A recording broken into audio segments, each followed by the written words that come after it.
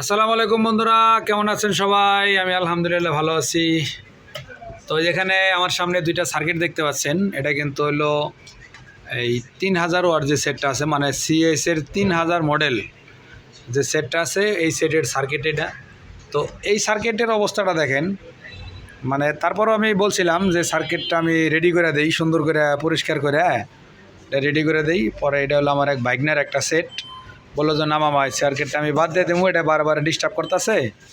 সেটটাও second hand কিনছিল একজনের কাছ থেকে। যাতে যাই হোক, এটা বাদ দিয়ে আমাকে এই যে নতুন একটা সার্কিট আইনা দিছে, যে মামা এই সার্কিটটা লাগাই দেন।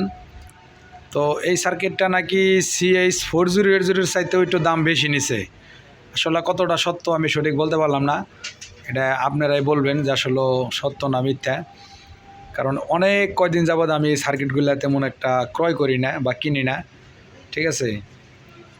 CH4080 সার্কিটে অনেক দিন ধরে কেনা হয় না আমার, বেশিরভাগ আমি তো সবসময় অরিজিনালগুলাই কাজ করার চেষ্টা করি, আপনারা জানেন।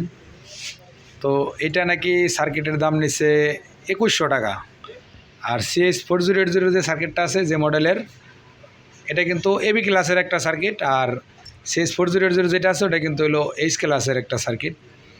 তো এটার দাম নাকি নিচ্ছে হলো 2100 টাকা। আর যেটা 4080 মডেলের, ওইটার দাম চাইছে হলো 1800 টাকা। তার মানে 300 টাকা কিন্তু কম বেশি এখানে। তো যাই হোক বন্ধুরা, আমি এই সার্কিটটা আজকে ইনস্টল করব সেটের মধ্যে, আপনাদেরকে দেখাবো অবশ্যই। আপনারা আমার সাথেই থাকবেন। ধন্যবাদ।